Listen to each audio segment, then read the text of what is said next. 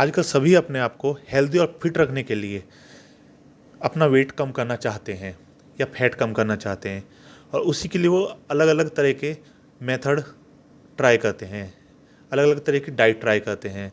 कोई no fat, low fat, no carbs, low carbs, high protein, paleo diet, intermediate fasting, आपका keto diet, या फिर 1 मील, 2 मील, 6 मील, यहाँ तक कि 10 मील ये ट्राई करते हैं। उसके बाद भी उनका वेट लॉस नहीं होता है और वो थक जाते हैं और गिव अप कर देते हैं।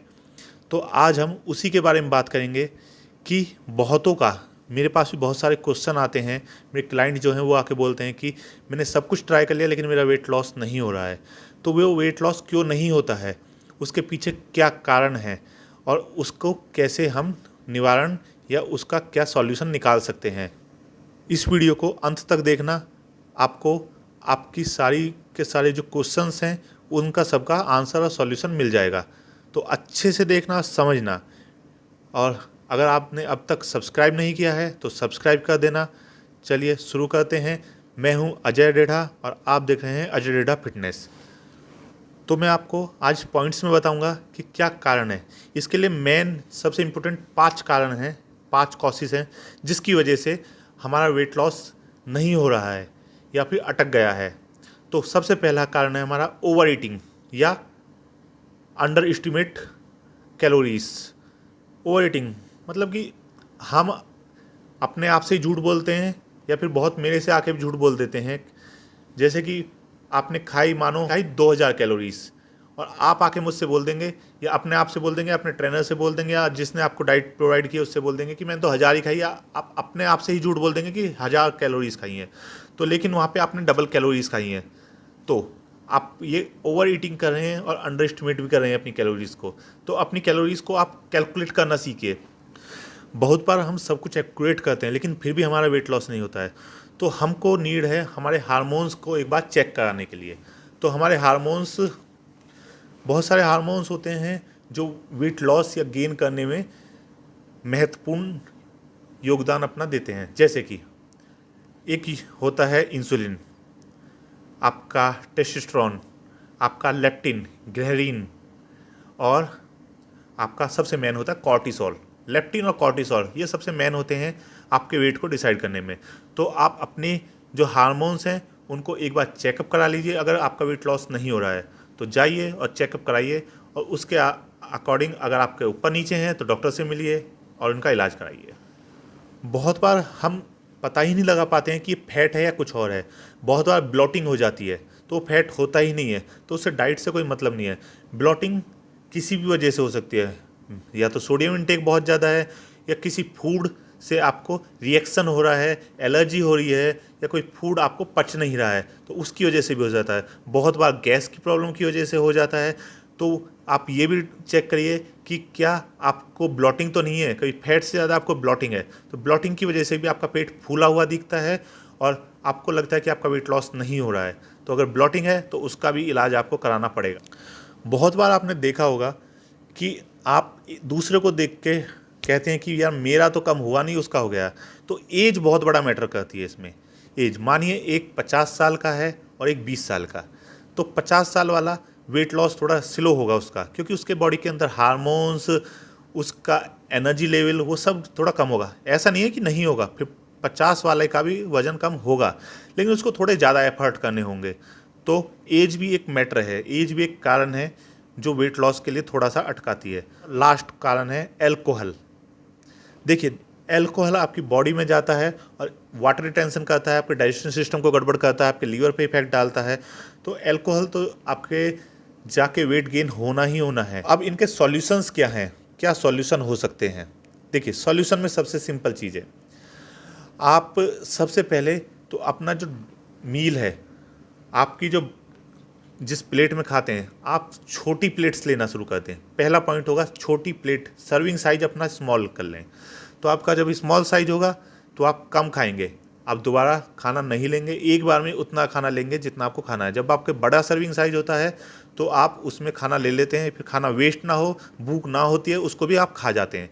तो पहला पॉइंट होगा, आपकी सर्विंग साइज छोटी होगी और आप अपनी कैलोरीज को काउंट करेंगे थ्रू एप्लीकेशन या एनी सॉफ्टवेयर।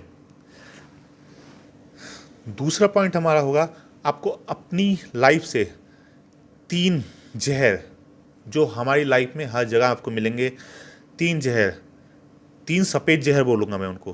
पहला, नमक। नमक को आप लिमिटेड कर दीजिए, सोडियम को। आप पूरे दिन में 2 से 3,000 mg आपको सोडियम इंटेक की ज़रूरत होती है, तो आप नमक का इंटेक लिमिटेड कर दीजिए। दूसरा वाइट जो पॉइजन होगा वो होगा शुगर। शुगर आपको एलिमिनेट कर देना, बिल्कुल बंद कर देना है आपको। रिफाइंड शुगर आप बिल्कुल नहीं लेंगे। तीसरा और सबसे गंदा होता है मैदा। मैदा आपकी बॉडी के अंदर जाता है, उसको वो डाइजेस्ट होने में बहुत टाइम लगाता है और आपकी पेट के अंदर पड़ा पड़ा सड़ता रहता है, तो आपको वो भी बंद करना पड़ेगा। आप बाहर का खाना खाने जाएंगे, वहाँ पे हर चीज़ में आपको मैदा मिलेगा, तो मैदा आप बिल्कुल बंद करिए, मैदा नहीं खाएंगे, तो आपका आधा सॉल्यूशन तो ऐसे ही हो जाएगा। आपको भूखे पेट, एम्प्टी स्टमक कार्डियो जरूर करना है। ये है हमारा तीसरा point, empty stomach cardio must है। ये ज़रूरी नहीं है कि आप कितना देर करेंगे, आप बेशक 10 मिनट से स्टार्ट करिए, लेकिन करिए। ब्रिस्क वॉक करिए, आप स्टेयर चढ़ सकते हैं। आपको अपनी डाइट से फैट बिल्कुल एलिमिनेट नहीं करना है। बहुतों को ये होता है कि हम अपनी डाइट से फैट को हटा देते हैं, तो फैट नहीं होगा तो बॉडी का फैट अपने आप कम हो जाएगा। ये बहुत बड़ा मिथ है। आपकी बॉडी को फैट उतना ही ज़रूरी है जितना आपकी बॉडी को प्रोटीन या कार्ब्स ज़रूरी है, बल्कि फैट ज़्यादा ज़रूरी है। तो आपको फैट बिल्कुल एलिमिनेट नहीं करना है, बल्कि आपको अच्छा गुड फैट बॉडी के अंदर डालना है। क्या होता है जब हम फैट नहीं लेते हैं या फैट को बिल्कुल एलिमिनेट कर देते हैं, तो हमारी बॉडी जो है, जो बचा कुचा फैट है उसको प्रिजर्व कर लेती है और उसको छोड़ती नहीं है, तो वो फैट बॉडी में रुका रहता है। तो हमको ये भी ध्यान देना होगा कि हमको गुड फैट, जैसे कि फिश ऑयल या फिश, या आप जितने भी ओमेगा फैटी एसिड होते हैं, आप बादाम, अखरोट, ये सब खा सकते हैं। तो आपको अपनी डाइट में गुड फैट बढ़ाना होगा, जब ही आपका फैट लॉस शुरू होगा। पांचवा पॉइंट है हमारा, हमको स्लीप पैटर्न अपना सही करना होगा। आप जब कम सोएंगे तो आपके जो हार्मोन्स हैं वो बिल्कुल ऊपर नीचे चलते रहेंगे, तो वो गड़बड़ हो जाएगा। आपको 8 घंटे की प्रॉपर डीप स्लीप लेनी होगी, तो आपको अच्छे से सोना होगा, बॉडी को अच्छी नींद देनी होगी। उसी से आपकी बॉडी का जो हार्मोन्स है वो एक्यूरेट होगा और आपकी बॉडी का मेटाबॉलिक रेट अच्छा होगा, जिससे आपका फैट लॉस शुरू हो जाएगा। बहुत ही इंपॉर्टेंट पॉइंट है, अच्छे से ध्यान दे के समझना। पानी पीने का तरीका, आपका पानी पीने का तरीका बहुत सही होना चाहिए। आप ऐसा नहीं है कि गुड़ करके एक साथ ही पी गए। आपको सिप सिप करके पीना है, जो मुंह का सलाइवा है बॉडी के अंदर जाए, आपके डाइजेस्टिव एंजाइम में जाए, पेट के अंदर जाए और आपके खाने को अच्छे से पचाने में हेल्प करे। दूसरा, खाने के 1 घंटे कोशिश करना 30 से 60 मिनट के बाद ही आप पानी पिएँ, तो उससे आपका पेट का डाइजेशन सिस्टम अच्छे से चलेगा। ठीक है। उसके बाद आपको ठंडा पानी नहीं पीना है बिल्कुल भी। ठंडा पानी पीने से आपकी बॉडी अंदर से कूल हो जाती है, आपका जो डाइजेस्टिव, आपका खाना पचाने की जो प्रक्रिया है वो स्लो हो जाती है। तो आपका सबसे मेन है, आपका खाना अगर अच्छे से पचना शुरू हो जाएगा तो आपको वेट वैसे ही नहीं बढ़ेगा। अब थोड़ा सा मैं आपको बताता हूँ खाने के ऊपर। 7वां पॉइंट हमारा होगा फूड। आप सुबह को जब उठेंगे तो उठते ही आप ये नहीं है कि कुछ भी खा लें। उठते ही आप अपनी आदत में डाल लीजिए कि एक फ्रूट, मानिए एप्पल ले लिया आपने, गुआवा ले लिया आपने, पपीता ले लिया, तो एक एप्पल की सर्विंग लेंगे आप। ब्रेकफास्ट में जो होगा, आप ब्रेकफास्ट में अपना फ्रूट्स ही रखेंगे ब्रेकफास्ट में। ठीक है। उसके बाद आपको सोडियम कम कर देना है, आपको ऑयल कम कर देना। देखिए, बंद नहीं करने हैं। सोडियम आप बंद कर देंगे तो आपकी बॉडी के बहुत सारे जो सिस्टम काम करता है वो आपका उल्टा सिल्टा हो जाएगा। तो आपको सोडियम लिमिटेड कर देना है, ऑयल लिमिटेड कर देना है। ऑयल आप चेंज कर करके लेना है आपको, और आपको मैदा नहीं खाना है, आपको चीनी नहीं खानी है। तो ये चीज़ें आप ध्यान में देना है। आपको ग्रीन टी पीनी है 3 से 4, आपको 1 कप ब्लैक कॉफ़ी भी पी सकते हैं। अपना इंटेक देख लेना है कि पूरे दिन में आपका कैफीन कितना जा रहा है। पूरे दिन के अंदर आपका caffeine maximum to maximum 200 mg से ऊपर नहीं जाना चाहिए। तो आप कैलकुलेट कर लेना कितना होता है। 1 कप कॉफ़ी में नॉर्मली आपका 50 to 80 mg कैफीन होता है, और एक ग्रीन टी में आपका 5 से 10 mg कैफीन होता है। तो आप देख लेना आप कितना ले रहे हैं। हमारा 8वां जो पॉइंट है वो है वर्कआउट के ऊपर। हम एक ही तरह का वर्कआउट करते रहते हैं, तो बॉडी एक बार रिजल्ट आने के बाद उस वर्कआउट से तो उसको एडप्ट कर लेती है, फिर उससे रिजल्ट आना बंद हो जाता है। तो हमको अपना वर्कआउट भी चेंज करते रहना है। मानिए आप स्लो वर्कआउट कर रहे हैं, कार्डियो कर रहे हैं, रनिंग कर रहे हैं ट्रेडमिल पे, तो रेगुलर रनिंग कर रहे हैं, तो एक लिमिट पे जाने के बाद आपका जो फैट बर्निंग है वो कम हो जाएगा। तो आपको चेंज करते रहना है। आपको या तो पेस बढ़ा देनी है अपनी, या फिर आप कार्डियो की उसकी रनिंग की जगह आप जाके स्कीपिंग कर सकते हैं, आप स्विमिंग कर सकते हैं, आप HIIT कर सकते हैं। तो आपको अपना वर्कआउट भी अलग अलग करते रहना है। तो ये बहुत ज़रूरी है। आप सेम चीज़ नहीं करेंगे ना।